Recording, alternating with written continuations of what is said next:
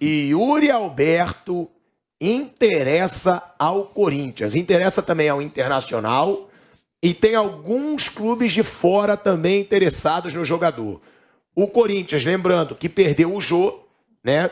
O Jô rescindiu o seu contrato, por isso procura um centroavante. É um bom nome, mas é sempre aquele questionamento que o Mauro faz aqui, né, Bruno? O Corinthians ele tem sérios problemas financeiros e vai contratando. Isso quem vai pagar? É verdade, não dá Não é problema meu. É uma situação especial da guerra na Rússia, na Ucrânia. A FIFA ampliou o prazo para que esses jogadores possam deixar os países, né, a Rússia ou a Ucrânia. Então o Yuri Alberto é um cara que dentro do normal não voltaria agora para o Brasil, até porque ele foi bem no Zenit, né, um cara que o time foi campeão russo, ele jogou bem, fez gols, então dentro do normal ele não voltaria e agora está à disposição. É um bom centroavante, jovem, né? Aí não seria uma coisa a longo prazo, seria um empréstimo, mas se vier será um ótimo reforço. Aí a condição financeira é uma outra discussão que realmente, né? O Corinthians é um time que tem seus problemas e está comprando, está tentando. Tem gente falando também que pode vir o Balbuena também nessa mesma situação. O João Vitor está sendo vendido, tá? Isso é uma coisa que também deve rolar, a venda do João Vitor, e o Balbuena, que também está na Rússia, poderia retornar. Vamos ver. Mas o Corinthians, é verdade, ele segue se reforçando, ele segue aumentando a sua folha salarial. Zé, é um bom nome, mas vai ser caríssimo. Então. Um jogador que está no zenite. Vai pagar muito salário e, sei lá... não sei se o clube russo bancaria uma parte aí, não sei como seria. Não? Difícil, hein?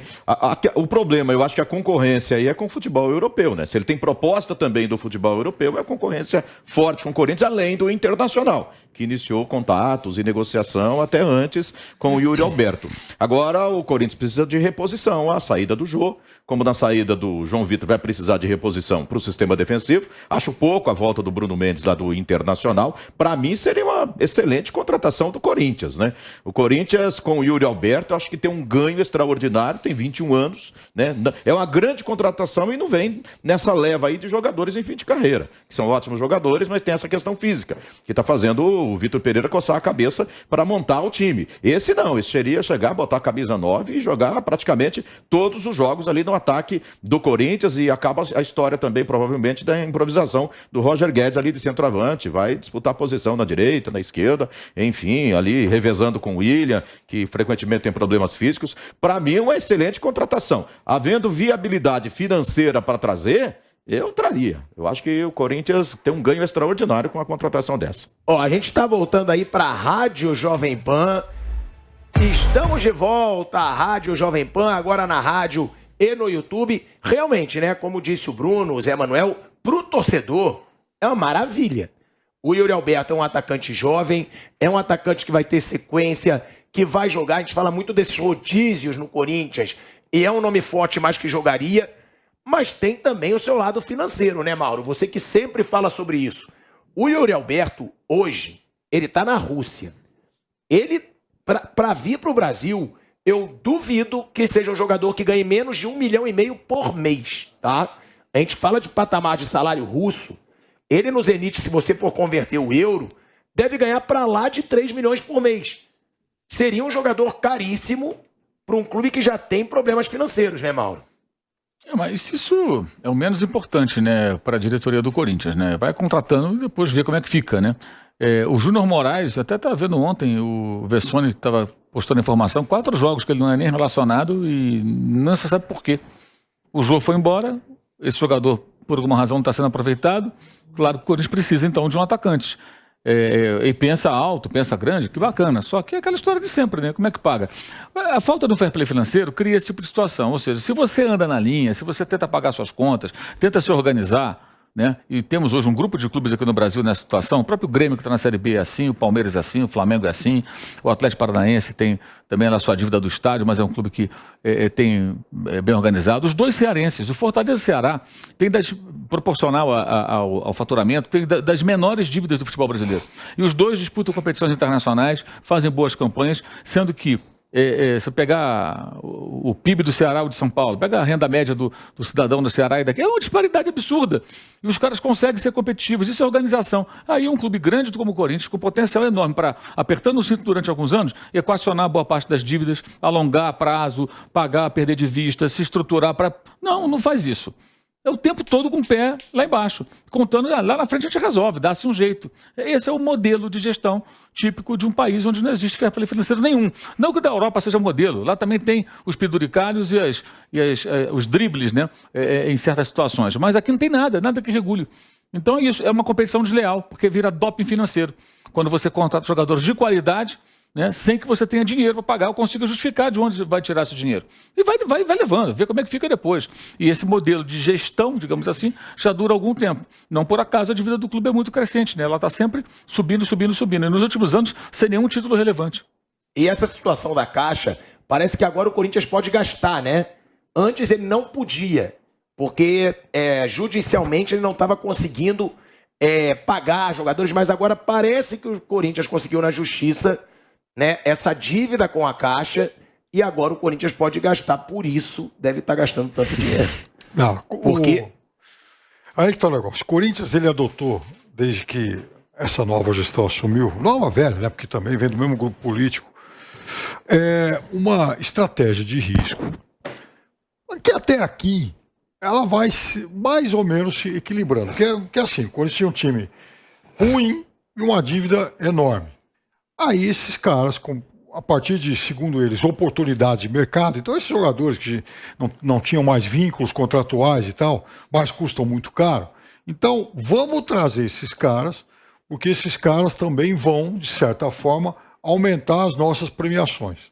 Então, ano passado, isso mais ou menos que se equilibrou. O Corinthians ficou em quinto no Brasileiro, gastou mais com aqueles reforços que chegaram, mas também melhorou um pouquinho no Campeonato Brasileiro e tal, então isso meio que se pagou. Agora, veja, se o Corinthians tem uma eliminação qualquer, não consegue alcançar alguma meta, isso aí é um castelo de cartas que desaba, porque aí esse custo é fixo, ele vai continuar, esses jogadores vão continuar sendo caros e a receita de premiação não vai entrar. Agora, tudo isso aí é para manter também o nível de endividamento mais ou menos igual, sem mexer no principal. Quer dizer, com essa estratégia vai ser muito difícil o Corinthians amortizar qualquer coisa. A não ser que venha alguma coisa fora da curva. Ganhamos a Copa do Brasil, ganhamos a Libertadores e tal. Mas assim, se o Corinthians alcançar as metas de quartas de final numa competição, semi na outra, um quarto, quinto aí no Campeonato Brasileiro, o Corinthians vai chegar em 2023 com o mesmo padrão de dívida que tem hoje. E isso é muito complicado, porque, veja, a gente está falando em 1 bilhão de dívidas. Quer dizer, em algum momento alguém vai ter que começar a mexer nisso. Quem é que vai começar a colocar a mão nesse vespeiro? Porque o Atlético Mineiro, por exemplo, já está devendo 1 bilhão e 300. A política do Atlético foi bem clara, assim, dos mecenas, né? Que chamaram lá o presidente, fizeram um acordo, elegeram o cara. Caiu fora da lista da Forbes, aí, dos mais ricos. A política deles, e talvez outros times estejam seguindo a mesma forma. O que é? Vamos montar time competitivo, porque isso aí vai trazer mais dinheiro para a gente pagar as dívidas lá na frente. Só que assim, e está realmente crescendo, né? Está entrando mais dinheiro, só que não o suficiente para amortizar. A dívida continua. E essa conta é fácil de fazer. Imagine que você tenha 3 temporadas seguidas perfeitas, ganhando todas as competições, somando o prêmio máximo da Copa do Brasil, o prêmio máximo do Brasileiro e da Libertadores. O time é tricampeão de... Uma coisa maravilhosa. Tricampeão brasileiro, tricampeão da Copa do Brasil, tricampeão da Libertadores. Ganha o tricampeonato estadual também, só de brincadeira. Soma tudo que vai entrar de grana. Por 3 anos. Essa conta não vai fechar. Uma coisa que pode acontecer. Porque você está pagando salário, está pagando multa rescisória, está pagando luva de jogador, está pagando comissão. E você tem uma dívida que você não consegue reduzir. Essa conta não fecha. Essa matemática de risco, ela é inviável. Essa que é a questão. No caso do Atlético, é tudo binado com o dinheiro de fora. Puxa os meninos. E os meninos não vão vender. E vai entrar grana, uma grana maior, tal. Às vezes traz um jogador de maior gabarito para puxar os meninos também. Aí você teria que ter um Vinícius Júnior, um Rodrigo e mais uns 2 aí para vender tudo de uma vez só, para fazer 150 milhões de euros. Assim, essa conta, ela não bate. Saiu o relatório agora do César Grafietti, agora, na semana passada, né? Aí você olha ali, a dívida do Corinthians, ela caiu um pouquinho na proporção com relação ao faturamento, porque o faturamento subiu um pouco, aí também todo mundo passou por isso, né? Os balanços de 2021, eles têm ainda resquícios de 2020 por conta da pandemia, porque os campeonatos terminaram no outro ano. Então todos os times, os clubes têm um faturamento turbinado por o resíduo do ano anterior. Aí isso gera esse desequilíbrio. Mas o Corinthians deve 4, 5 vezes aquilo que ele arrecada, uma coisa assim. É um absurdo. Um absurdo. É como um cara que ganha, sei lá, imagina assim, o cara ganha 5 mil reais por mês, né? então ele vai ganhar por ano aí, sei lá, 60 mil, né? 65 mil aí com o 13º, a renda dele anual, 65 mil reais. E esse cara está devendo, sei lá, está devendo 300, 400 mil reais por mês para pagar, e esse dinheiro que ele recebe mensalmente mal paga as despesas regulares dele. Não é que ele ganha 5 mil e de todo mês ele paga 5 mil da dívida. Ele ganha 5 mil para sobreviver. Mas ele paga aluguel, condomínio, escola do filho, supermercado, conta de luz, conta de celular. Ele paga um monte de coisa. Os 5 mil mal dá para ele. E ele deve várias vezes isso aí. Ele não paga nunca. Ele fica rolando. Só que na vida do cidadão, se for no cartão de crédito, for no cheque especial, o banco, aquilo vai virar uma bola de neve. No futebol, não. Tem jeitinho, tem CIDs para pagar estádio, tem essas coisas, sabe? E tem brigar com a Caixa, joga-se também com... Pô, como é que você vai brigar com o clube? Aí o político fala, pô, vou brigar com o clube, muita torcida, o torcedor também é eleitor. Tem todo um outro contexto diferente da vida do cidadão. Como é que o Flamengo fez? Vocês que conhecem bem lá, como é que o Flamengo saiu de uma dívida muito alta e reduziu bastante? O Flamengo penou, né? Primeira coisa que o Flamengo fez foi mandar embora o jogador mais caro. Sim. Que era o Wagner Love. O Flamengo não tinha condições de pagar. O CSKA, para sorte do Flamengo, queria tê-lo de volta e falou, devolva o jogador, o dinheiro que nós pagamos fica como se fosse um empréstimo. Foi prejuízo, porque o que tinha pago como empréstimo era muito dinheiro. Mas para pagar o restante era impossível. Ele já tinha salários altíssimos naquela época, o Wagner Love. Dizem até que camarote no Engenhão, onde o Flamengo jogava, ele tinha direito, vários benesses. O Dorival Júnior saiu porque ele tinha um salário alto e um gatilho que quase dobraria o salário. Isso em 2012 para 2013. Contratos feitos pela gestão anterior. Chamaram para fazer uma rescisão ou reduzir. Ele não aceitou, virou uma briga na justiça, né? Acho até que o Dorival ganhou, porque tinha um contrato assinado, tem que respeitar, né? E outras medidas. O Flamengo contratou Bruninho, Val, né? Brocador, Paulinho do 15 de Piracicaba, Chicão já, que o Corinthians não queria mais, André Santos, que o Arsenal emprestava para todo mundo, sabia, leva aí, levou... Felipe era o goleiro, ex-Corinthians, vários jogadores de times pequenos. Começou a investir na base. E vários refugos mesmo de outros times. E montou o time e começou a pagar a DARF, né? Começou a pagar, renegociar a dívida e mudar a imagem para tentar trazer patrocinadores, que as empresas não queriam anunciar no Flamengo. O Flamengo tinha fama de que clube caloteiro que não respeita nada. Então os caras começaram a mudar. E não foi, bom, eu sempre falo, não foi o Bandeira de Melo que começou com isso. Isso começou com o Rodolfo Landim, com o BAP, com o Valim Vasconcelos, com o Rodrigo Tostes, com o Langoni, que até já faleceu, com essa turma. O Bandeira entra 12 dias da eleição ali, cai de paraquedas e vira o presidente. Porque o Landim não podia, o Valim não podia ser o presidente. Depois eles têm uma briga e há uma cisão. Mas o Bandeira seguiu ali a cartilha que esses caras desenharam em 2012. E levou muita porrada por isso, né, Mauro? Tem essa. Eu acho até que não. A torcida do Flamengo sempre gostou da ideia. Eu acho que a maioria sempre aceitou a ideia. O torcedor do Flamengo entendeu o seguinte: não dá para continuar assim. O clube que, como o Vampeta falava, né, que finge que paga, finge que joga, que eu até já falei aqui na frente dele, e repito quantas vezes, que também não é para fingir que joga. Se você não recebe, não joga. Fala, eu não jogo, você não me paga, eu não jogo, eu não trabalho, você não me paga. Se você finge, você sacaneia o torcedor. E não o clube. Que ele foi fundamental pro Flamengo. Muita pretensão, né? Muita pretensão do Vampeta, ele achar que por conta da frase dele, os caras fizeram isso, né? Amanhã a gente fala sobre isso com ele aqui presente, que se não é legal falar que ele não tá aqui. Então, não, melhor, o cara não esperneia. Não, ele vai rir mais, Ele vai rir, ele ri. Não tem gritaria. Ele sabe que eu penso disso, eu falava isso sempre, continuo falando, e eu gosto muito dele. Mas eu acho que assim, o que o Flamengo fez foi tomar um remédio amargo que ninguém quer tomar. O Palmeiras foi diferente porque teve lá o Corinthians já montou time ruim pra caramba e não adiantou nada. Né? Não, assim, porque você tem que... Porque, assim, o Corinthians montou times fracos, mas tinha dezenas de jogadores emprestados que ele paga salário. Porque, a gestão do Corinthians é um desastre há um tempão. E agora eles ficam remendando. Agora, camisa importante, torcida, peso que tem, contrata bons jogadores, pode ganhar campeonato, mas é uma coisa que não tem fim. Eu quero dizer o seguinte, não adianta você montar só time ruim. Você não gasta. Mas se você não conseguir trazer mais dinheiro... Né? De repente você... Mas aí muitas vezes vem com a base, você monta time você ruim, investe na base e vende jogador.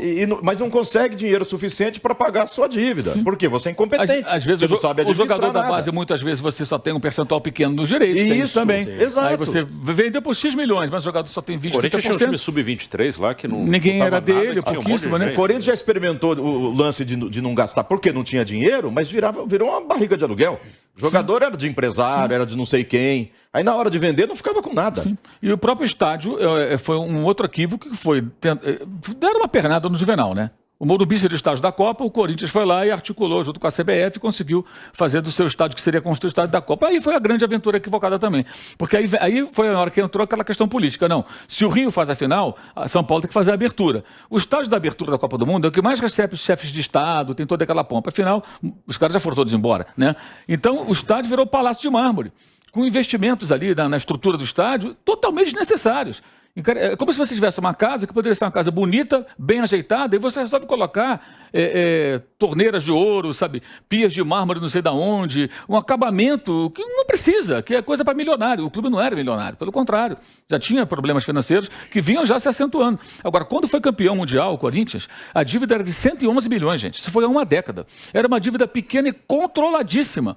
O Corinthians era campeão de tudo que sempre sonhou e tinha uma situação financeira estável.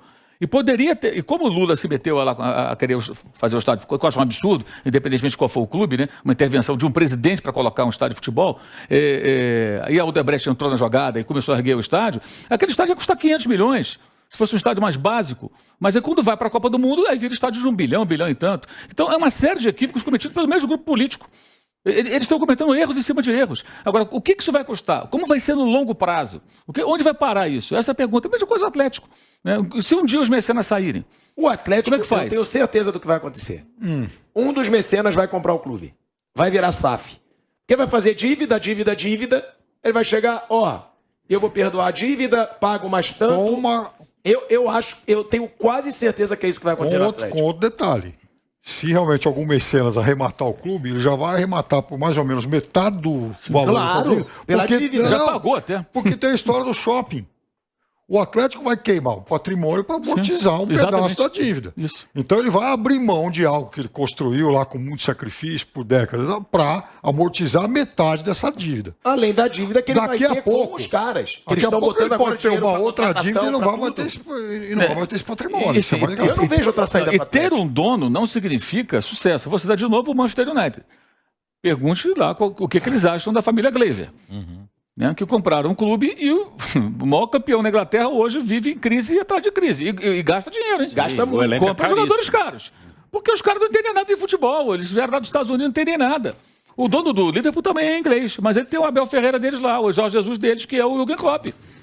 Quando o alemão chegou, mudou o patamar, porque ele que manda no futebol, ele toma as decisões. E o Manchester United troca de técnico toda hora, porque não dá certo, não ganha. Não consegue encontrar o seu Klopp, não consegue encontrar o Pogba, que é legal, né? 1h18 da tarde, a gente vai para um break rapidinho na Rádio Jovem Pan e voltando, Mauro César vai ao delírio para falar da Flamimimi, Atlético Mineiro e Flamengo. A gente vai trazer todos os detalhes aí sobre a partida, a polêmica Gabigol e Hulk. Então, já a gente volta na Rádio Jovem Pan. Fala. Não, o Pogba, ele perdeu o Pogba, aí depois contratou por uma fortuna e agora tá perdendo de novo, né? Ou seja, belas 100 milhões de euros que eles fazem. Era da também. base do clube. Esse saiu, pagaram uma fortuna para trazer de volta e vai perder cerca de 100 milhões de euros na época, a recontratação. Não, a administração lá, eu vou te contar uma coisa. Mas vocês veem outra saída para esse Atlético? Eu vejo muito, visível o objetivo desse aí é aquela coisa, né? Tem que ver qual vai ser a situação, quem vai ser essa pessoa, qual o interesse que ele tem no clube naquele momento. Porque todo mundo que se envolve no futebol, eu penso assim, se envolve com algum interesse ali. Não estou dizendo que é interesse financeiro, não. Os caras não precisam disso. Interesse de visibilidade ou alguma outra coisa, né? Tem muita gente que é rica e não é famosa. É engraçado isso, né? O cara é milionário, mas não é famoso. O futebol torna essas pessoas famosas. Elas ficam conhecidas. Pega o caso de novo, você está em Inglaterra. E às vezes para esses caras a fama vale mais que o dinheiro. Então, o Abramovich, ele é o cara que ele enriqueceu lá no espólio da União Soviética, né? Virou um milionário russo. Aí ele vai e compra um clube na Inglaterra e transforma num clube muito mais competitivo. Ele escolhe a dedo, ele queria um clube numa área nobre de Londres, uma área sofisticada. Ele compra o Chelsea, que era um clube que tinha um estádio naquela região que é caríssima, tinha uma torcida já numerosa, o estádio estava sempre cheio, turbina com jogadores, ele hoje é conhecido do mundo inteiro, gente. Uma cidade onde tem pessoas do mundo inteiro. Se você passar aqui na Avenida Paulista com uma foto dele, quem é esse cara aqui? Muitas vezes vai ser o Abramovich, ou aquele russo lá do futebol, do Chelsea, da Inglaterra, todo mundo sabe quem é a cara dele. Então, essa é a fama global que o cara conquistou com o dinheiro dele. O Nasser Al-Khelaifi. Entendeu? Isso é... Todo mundo sabe quem é o dono do PSG hoje. Então, é isso. Também tem isso. Agora, qual o interesse que essa pessoa vai ter em relação ao time, até que ponto? Você vira... Eu não sei, a ideia de ter um dono, acho que é muito complexa, não é uma coisa muito simples assim. E eu sinto pelas declarações que o projeto aí eu não sei se só do Menin ou de mais alguém, é ter um sócio. Tipo, vamos trazer um investidor, como os clubes brasileiros estão fazendo, mas que eles permaneçam como sócios dessa SAF. Sim, o a ser Menin, o criada. filho dele, já tá atuando no futebol. É o Rafael Menin. Sim. Já trabalha lá no futebol também. Eu acho que está sendo tudo bem planejado por esses mecenas. Eles estão botando dinheiro e uma hora não vai ter como. Ó, tá bom, tem essa dívida aqui. Eu quero comprar o clube, a gente compra, você me deve tanto, eu te pago mais tanto e tem o shopping ainda.